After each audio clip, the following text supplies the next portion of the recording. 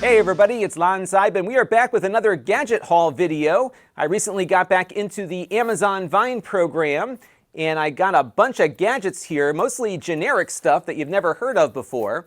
And what we're going to do in this video is take a look at each item and see if it's worth recommending or not. Now, these came in free of charge through the Amazon Vine program. This is a program that I've been a member of off and on now for the last decade or so. In fact, this is how I got my start as a content creator. All of the opinions you're about to hear, though, are my own, and no one is reviewing or approving what you're about to see before it was uploaded. Now, I did open up a couple of these just to peek inside, but I have not tested any of it. So what you're going to see in this video are my first impressions of each item. I will say I've received a lot more than what's in this box. Some of the stuff wasn't so great, but these might have potential. We'll see. So let's get into it right now. All right, we're going to start off with this item here, which is an LCD display for the Raspberry Pi. This apparently is compatible with the Raspberry Pi 3 and 4. And I'll give you the overhead view here. I also have my Raspberry Pi 4 here ready to go. So let's open it up and see what is inside here. And we've got the display. And apparently what you do with this is put the Raspberry Pi on the back. And there's apparently some stuff that you connect to it so that it all will work. So it is kind of a raw circuit board kind of look here. And already the plastic that's supposed to peel off, the little peel thing, broke off there. So we'll have to get at that. Oh, there we go. Do it this way. All right. So now we've got the display available to us. This display, I believe, is 1024 by 600. At least that's what it says on the back here. And it is a touch display. So to some degree, you can kind of make your own little tablet out of your Raspberry Pi, although there's no battery on this. You'd have to get some other battery going. There also appears to be an HDMI input here on the side, so that is interesting. And the problem that you run into, though, with these Raspberry Pis, at least the new ones, is that they've got those micro HDMI connectors on there. So let's see what else is in the box here.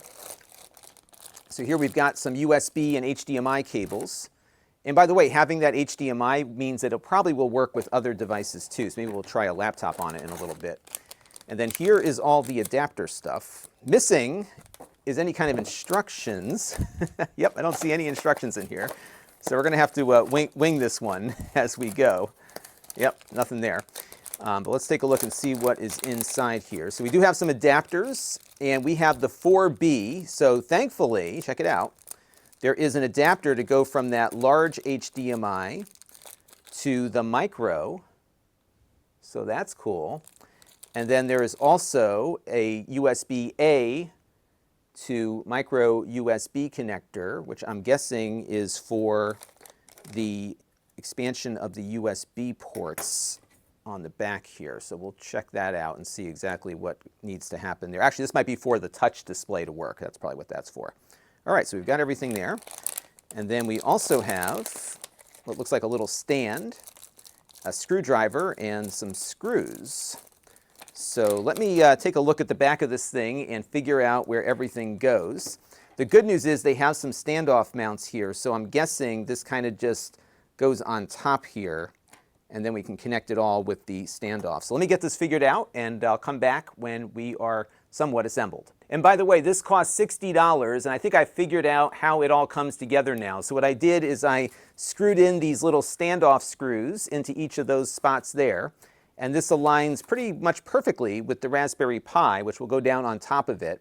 And so what I'm going to do now is screw down the Raspberry Pi to the back of the board here, and then we'll connect up the connectors and see how this works. All right, so now we've got the Raspberry Pi here securely attached, and I'm going to grab the HDMI connector here first. And as you can see, there's an HDMI connector right underneath the board, and hopefully this is aligned perfectly. We'll find out. So we're going to put in this little adapter onto both ports at the same time. Look at that, it goes right in, so it is perfectly aligned. That's awesome. And then this is for the touch panel. Now, the USB connector for the touch panel is underneath the USB 3 port, which is a little bit faster than the USB 2 port on the other side there, but you're going to give up one of your high-speed ports. But this also fits perfectly. So that looks like that is it for the installation. So now what we're going to do is power this thing up and see what happens. Wish me luck. All right, here we go. My Raspberry Pi is connected. I'm able to use my keyboard and trackpad combo here, as you can see. But what I can also do is grab the screen here and touch it. And I didn't have to install any drivers. And actually, I haven't updated this Raspberry Pi in quite a while. So looks like whatever drivers it uses are pretty standard. So that is really cool. It works as advertised. Very, very neat. It looks okay. It's not obviously a very high resolution display, but because you've got a lot of pixels kind of packed into this very small screen, which I believe is a 7-inch display, it actually looks pretty good. So this is kind of like the screen you would see on a cheap tablet. So neat, and it works. All right, you know what I'm going to try real quick on this now is plugging in a regular computer and seeing if the other HDMI port works. Stand by. All right, so it does seem to work with my Windows PC here, at least for getting the display to work. I did try to connect a USB cable to the Touch USB connector here on the side. I can't really show it to you right now because it's all hooked up. And it did not work with Touch. So the Touch didn't work, but the display is picking up my computer over the other HDMI port here. One thing that I noticed, and it seems to have rectified itself now, but when I initially connected the display to my laptop, the Wi-Fi on it went out. I think it was introducing some interference because once I pulled my HDMI dongle out of the computer, everything started working on the Wi-Fi side again. So this might be introducing some interference that might be harmful to 5 gigahertz Wi-Fi. I don't think it's going to break anything, but it might impact your Wi-Fi performance based on perhaps just the fact that it's kind of an open circuit board here in the back, and it might be spewing off some interference at close range. One other thing that I missed when I was unboxing it, and I seem to have, is that it has a pair of speakers that you can stick to the back of the circuit board here. Let me show you where those go. So those go on either side here, and then there's a spot on the board that you plug those speakers into. So you get kind of like a tablet without the battery here. And, for the price, it works pretty well with the Raspberry Pi at least. I was pretty impressed that it just kind of booted up like that without issue. But as an external display for a PC or something, it's probably not going to be as useful there. All right, let's move on to the next item. All right, this next item should be a little easier to work with, or a little quicker. This is a 4-in-1 USB-C hub with charger. This is one that I have opened up already, but it is, I think, kind of neat. So we often see these USB dongles that give you a whole bunch of different ports. This one gives you 4 USB Type-C ports, and it's got a power meter on there because the one on the bottom here actually performs double duty as both a data thing but also a higher speed USB charger. This will only do about 20 watts max, but it still could give you a nice little boost for a tablet or a phone if you're charging it. Now, it does come with a power supply in the box. This is required to get the full power out of that bottom port. But what this will also do is power the hub if you have high power drawing devices that you're plugging into these USB ports. So if your laptop is complaining that it doesn't have enough power for a USB device, plugging in power to the hub with the power port there in the back should give you enough power because it'll take the power load off the computer. This does, though, work without having a power supply attached. So I'm going to connect it to my laptop here. And as you can hear, it just beeped. By the way, it's nice and metal, too. It's a nice solid little device here. And without the power attached, I'm going to plug in this little Synology B drive that we reviewed the other day. And there you go. You can hear the thing beeping and connecting the drive. And there's also a light to indicate that there is a device attached. But now what I want to do is check out the little power meter function on the bottom here. So I'm going to plug this into power, and then we're going to plug my Raspberry Pi in and see if we get an accurate reading off of that power meter. So we have it now powered up, and I've got my Raspberry Pi here with its USB-C cable ready to go. So we're going to plug that into the lower port, which provides the most power. The Pi here has lit up its little light, and you can see we're drawing about 2.7, 2.8 watts here. So that seems to be working. Pretty cool. There is a small decimal point there that might be hard to see on camera. The display looks a little dimmer on camera than it does to me in person. It is fairly readable, so that's cool. And a little bit earlier, I attached a phone to it that drew about 16 watts. Now again, this is the most powerful port as far as power consumption is concerned on the hub. The rest of these will just do your basic USB amperage. So if you want the most out of the 20 watts that it can deliver. You're going to want to plug in your device to the lower port there.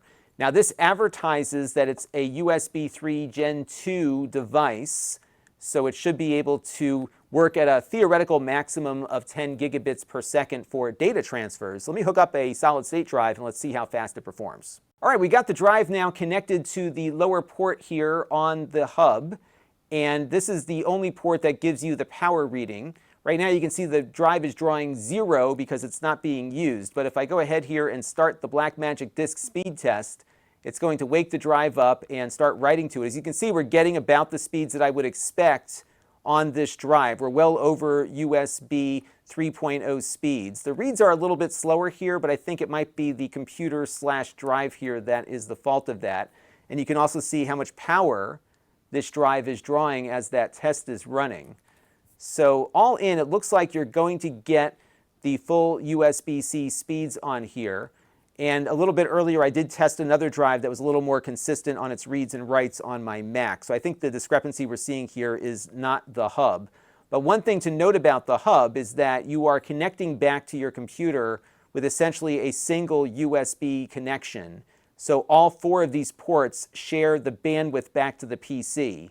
So when you're drawing this much data, now it's doing better, when you're drawing this much data on a single device, it's going to eat into what the other devices can also make use of. So you'll see these speeds vary widely when you're sharing those ports with other devices. But all in, a nice little USB hub if you need a few more ports when you're on the road. All right, next item here is a little keyboard from a company called Redragon.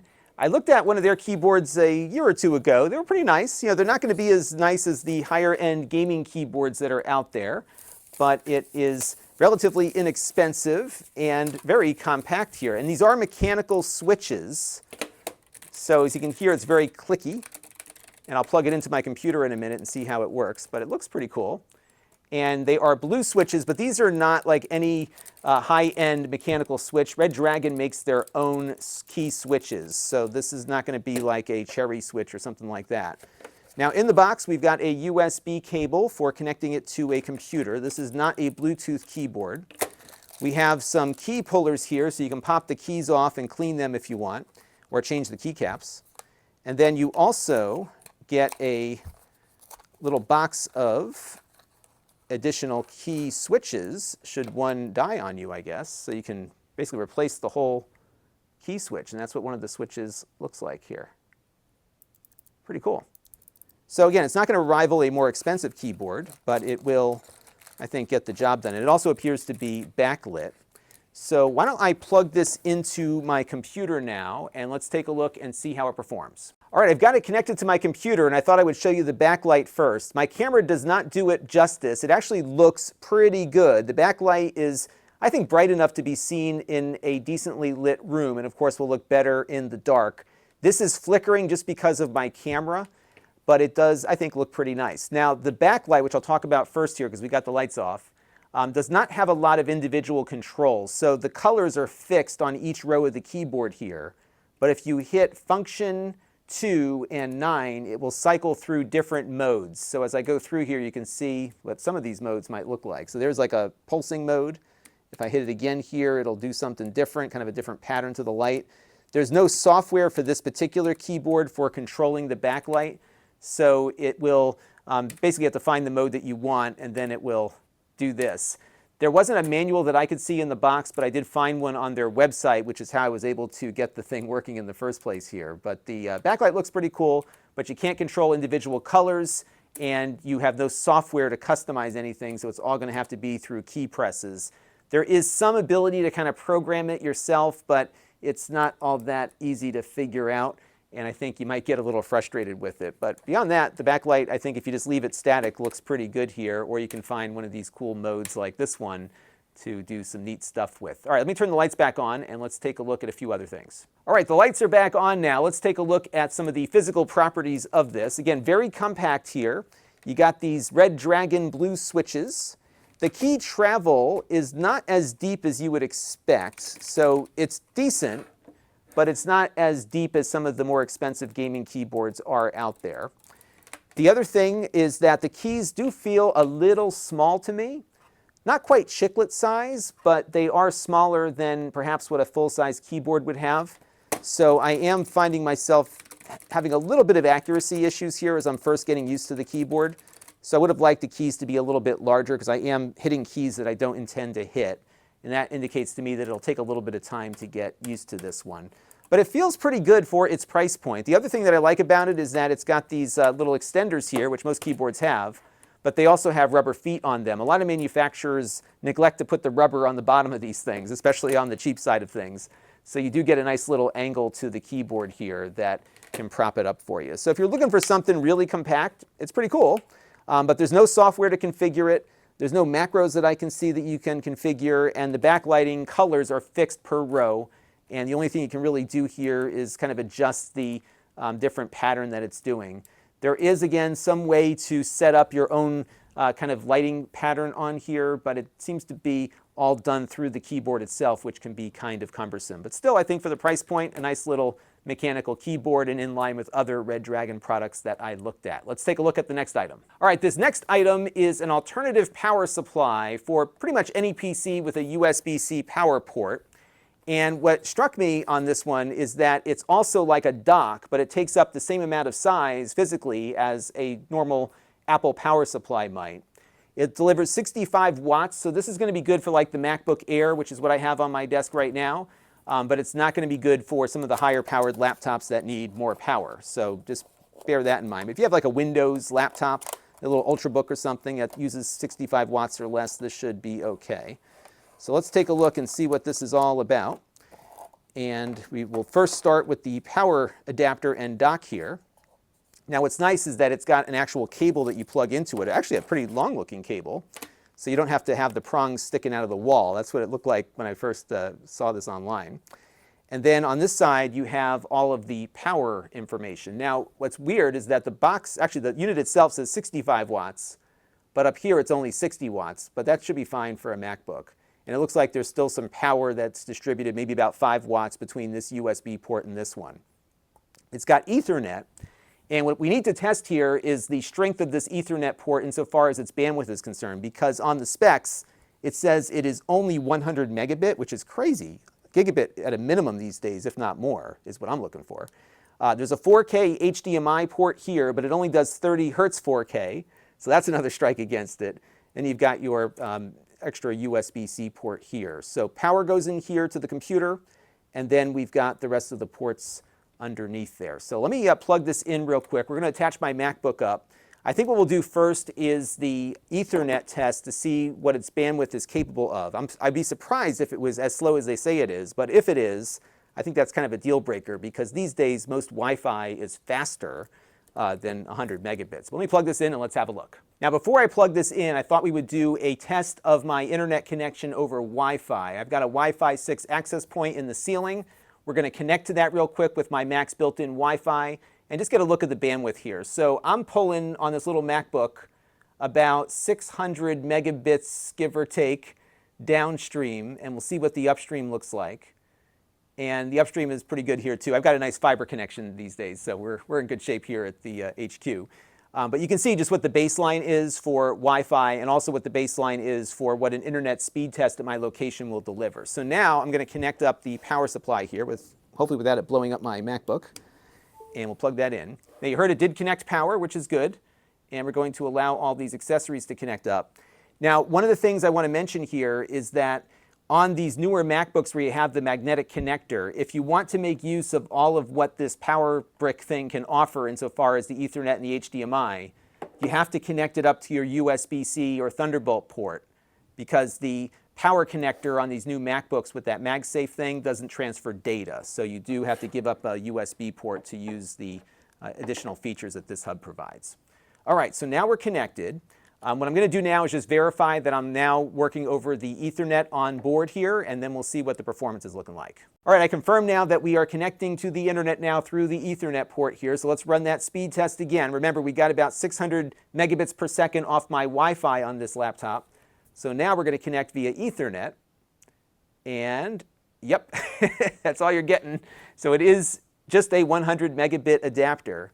And a closer look on the front of this thing indicates that this USB port, even though it's colored blue, which is what you usually associate with a 3.0 port, it's actually only a USB 2.0 port. So all of these USB ports are kind of limited to just that very slow speed here. So unfortunately, this thing could be better if it had a faster connection back to the computer.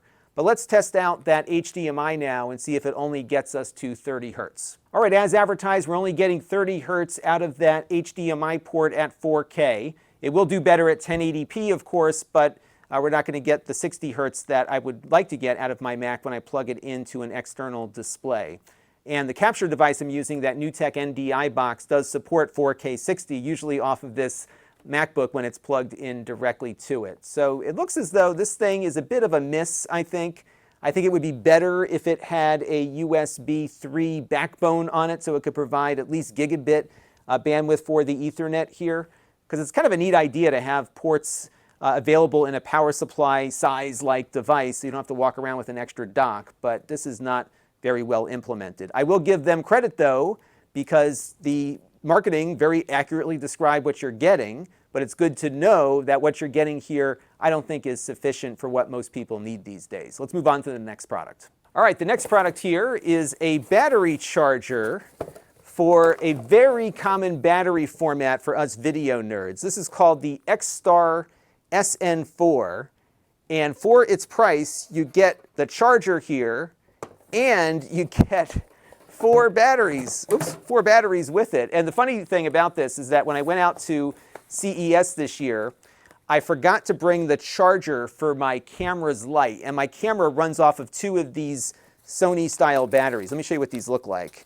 If you do any kind of video work, the chances are very strong that you have something that uses these batteries. They're rather big, but it's become kind of like the de facto standard. There's so many generic versions of this battery out there, including these. It's got some like stuff on it. And this is the battery, what it looks like. So again, you've probably seen these before. And this charger is like a little modular thing, although I don't know what other modules are available for it. But I thought this would be kind of fun. Now what happened when I went to Las Vegas is I forgot the charger. I had the batteries, but not the charger. So I had to call this camera shop down there, and I ended up walking like halfway down the strip to get it. And I tell you what, I paid way more for that charger than I did for this one, or would have paid for this one with four batteries. Yeah, so it's pretty good. All right, so here's what we've got. This is the half of the charger here, and then you pull off, looks like this end cap here to attach the other half.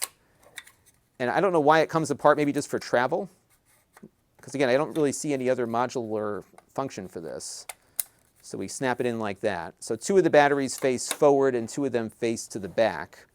And in reading the specs on the packaging, it looks as though you don't get as much power to each battery when you have them all plugged in at once. If you want to charge a battery quickly, you just want to have one attached and not multiple ones. And so what I'm going to do here is just plug all these batteries in, I guess, and just see what we get. I'm not going to obviously have the time to see how long it takes to charge it all, but we'll get a feel for it. What I like about this, and why I was so interested in trying this out, is that it is powered over a USB Type-C connector.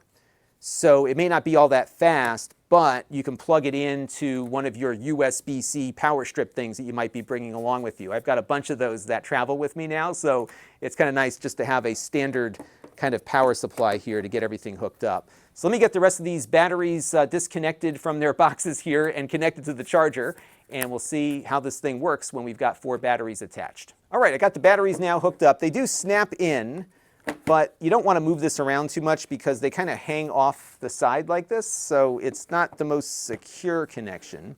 And again, we're not going to sit here and wait for everything to charge up over the long haul, but we are going to plug it in and see what happens here. So it looks like these batteries are all charging, and there are two different charging indicators on here. One is 2 amps and one is 3 amps. I have a feeling these yellow lights indicate that it's only getting the lower amperage. So let me actually pull some of these batteries out and see if the color of the light changes. Oh, I see. So yeah, so you can see here now it's charging this battery much faster because it's the only one attached. And then if I plug in a second one here, let's see. So that one, it's going to figure out what charge level to assign to it. So the charge level lights up here with a little 2A or 3A. And it looks like it takes it a second or two to kind of negotiate that charging rate. But according to the documentation that I was looking at, it does charge a lot slower when you've got multiple batteries connected. And as far as the battery type, this will fit the Sony F960, F970. So again, a standard Sony format here that you've probably encountered before. And I'll put the actual battery type in an overlay here when I start editing the video. Yeah, so it's now charging at a slower rate here as we have two attached. But if you're doing this overnight, this should be fine. And if you've got a bunch of these to charge, so for example, my camera battery uses two of these things. So you can get two going here at once. So pretty cool. Nice little battery charger. And I'm going to do a remote shoot tomorrow. So I'm going to let this kind of sit aside here and charge up so it'll be ready for my trip. Pretty cool stuff. All right, this next item is a magnetic speaker stand for the iPhone. And what this is, what it looks like it is kind of a charger slash speaker, but I think it's a Bluetooth speaker. So I don't think your phone will connect automatically when it attaches. So we'll put that to the test. Now in the box, there is no power supply. So you're going to have to find your own USB power supply. And it will charge at 5 volts, 2 amps. So it'll probably work off of like a regular USB power source. So let's take a look here and see what we've got. Yeah, just a button in the back for pairing and the power. So what I'm going to do now is plug this into power. The cable they give you is rather short. So it might work on a nightstand, but maybe something a little bit longer would have been helpful here. So let me go find a USB power source here, plug this thing in, and let's see how it works. All right, I found a power source, so let's attach my iPhone to it now and see how it works. So we're just going to line it up here. And this does appear to be a MagSafe connector. And there you go. It looks pretty good. Now, on the iPhone, what they're going to be introducing soon is a new software update that will kind of turn it into a clock when it's tilted this way. The only issue, though, is that as you can see, it's kind of tilted at an angle. So if you wanted to use this as a nightstand speaker, that might be a bit problematic. But it does seem to be MagSafe compatible, which is a good thing. Now what I want to do is figure out how the speaker part works. So let me take a look at the instructions and we'll get that working. Now the issue with this thing is that it is just a Bluetooth speaker. So just connecting your phone to the charger here is not enough to pair things up if you disconnected. So what you have to do is hold down the button in the back here to turn the Bluetooth speaker part back on. So you hear that beep indicating that it is coming back on. And then it takes it a second or two to repair to the phone.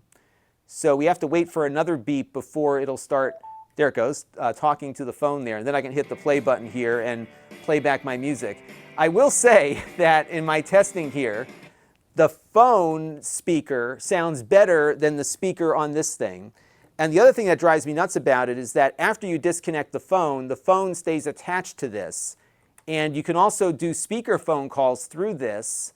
And that means if you walk away from your nightstand after disconnecting your phone, if you don't disconnect the Bluetooth speaker, this is what you're going to be answering calls on. So you got to then hold the button down and turn it back off. So I think this would have been better executed if the pairing of the Bluetooth speaker, even if it's a toggleable feature, would be tied to when the phone is connected to it, because I really don't need this thing to be a speaker when the phone is off of it. And I don't want to go through the hassle of having to turn the speaker on and off after I put the phone down on it. In fairness, I've seen a couple of things like this, including some products from Belkin that perform exactly the same way. And it bothered me on those products, and it bothers me on this one too. So kind of a miss on this one. All right, this next item is very inexpensive. It's a little wireless mouse. What's so special about that, you say? Well, I think it has RGB lighting on it. And what it also has is a dongle that works apparently with both USB-C and USB-A. Now this is not a Bluetooth mouse. This probably would have worked better as a Bluetooth product, but it does look pretty cool. Now the buttons are not all that clicky. They feel very muted in their clicking. You do feel like you are clicking, but you're not going to get that spring back. But again, what I liked about this one is that it has a dongle that works on both USB-C and USB-A. And what I'm going to do here real quick is switch it on, and we're going to attach it up to my Mac here. And what I'm also going to do is just minimize my window here and see if the mouse is able to work with it. Yep, looks like it is connected. So let me give you my Mac screen here. And as I move the mouse around, as you can see, the mouse is functional. It feels pretty good, actually. Not bad. Yep, right-clicking works. So if you click on the right-hand side, of course, it will work. All right, so here is the scroll wheel working. It feels like it works like any ordinary mouse will. And it does have a DPI button here at the top, which adjusts the sensitivity of the mouse. So as you push this button, you can, as you can see here, get a much more sensitive pointer on screen. You can't set the DPI level, but it switches between 800, 1200, and 1600. And you can find the setting that works best for you. And then, of course, you can kind of adjust it in for what your particular system settings allow for. The RGB lighting here at the bottom is actually pretty bright, even under my studio lights. It is flickering on camera, but it actually is very smooth and going through this pulsating thing right now.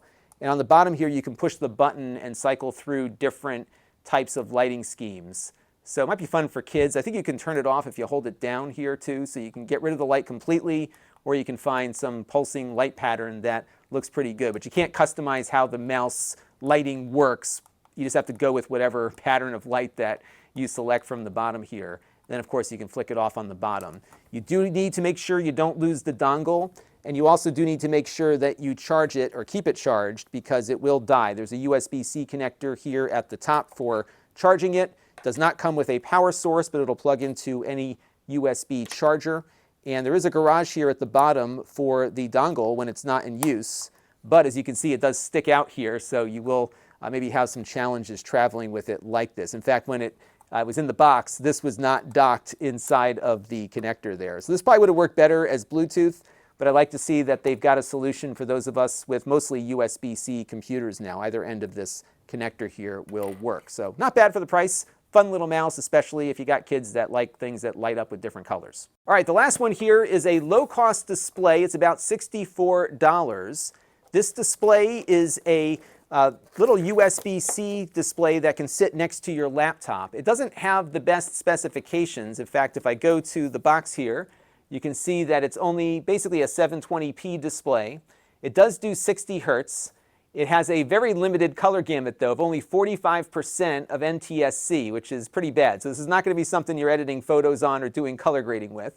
And then you've got a 1000:1 claimed contrast ratio. I would probably describe this one as something that you would have on a low-end 11-inch Chromebook laptop for a display. But so far, it looks pretty good here as I zoom my camera out. It's got a cover on it to protect the display.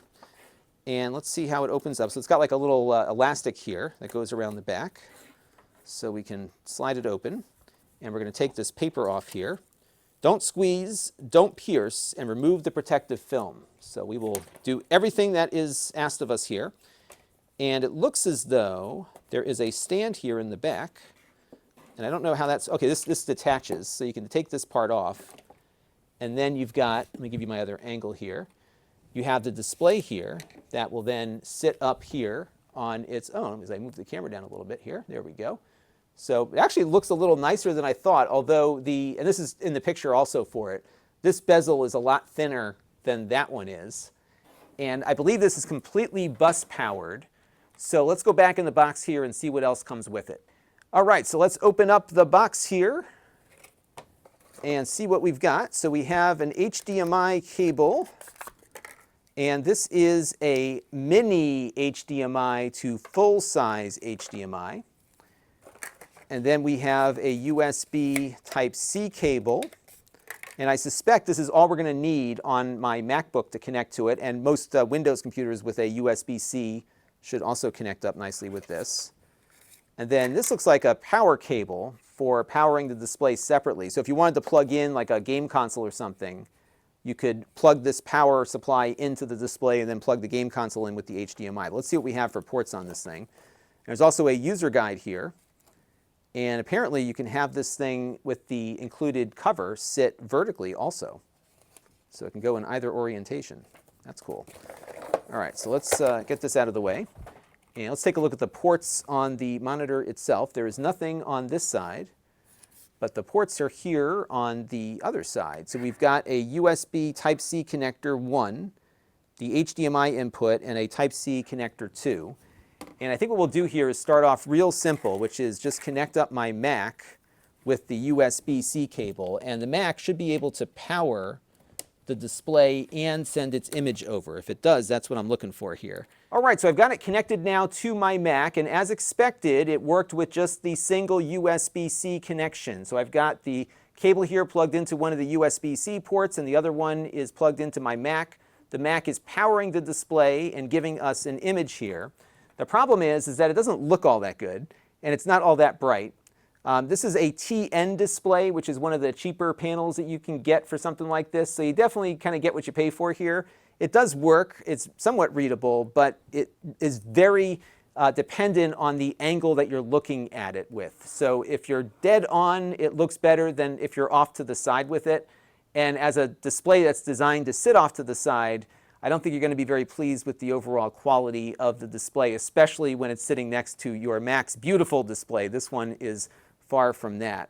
The color is definitely a bit off on these, so this is, it's got like this greenish hue over everything, and I did adjust all the different color settings on my Mac to see if I could make it look a little better. I suppose if you jumped into its on-screen menu here, you could kind of dig through the settings and find something that might work a little bit better, but I don't think you're going to get much better than this. I did off-camera connect a Windows computer to it, and it looked about the same on the Windows side too. But it is lightweight, it is low cost, and if you have something that's just in need of a display to put some information up, this is probably one way to do it without spending all that much money.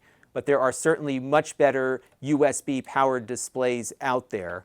Again, you can also connect up things via the HDMI cable here. You will need to power the display separately to get the external HDMI to work on this, but the image quality will be about the same here.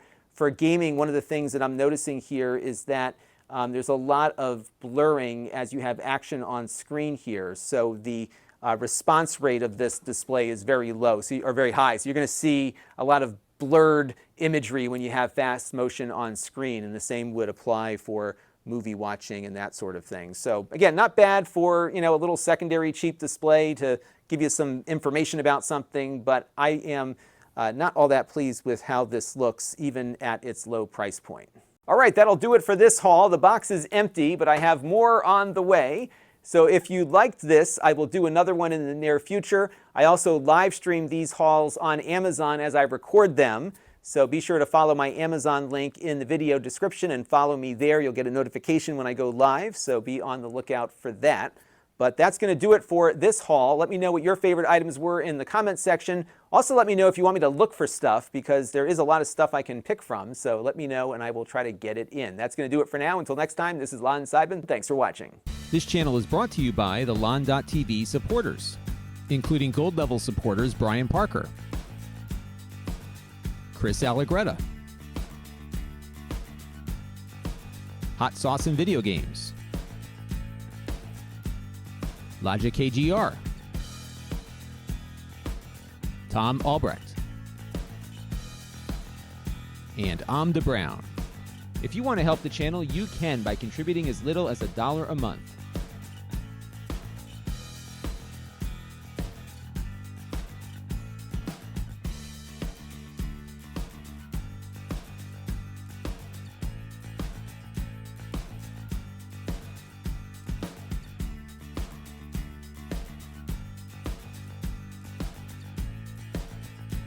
Head over to lon.tv/support to learn more.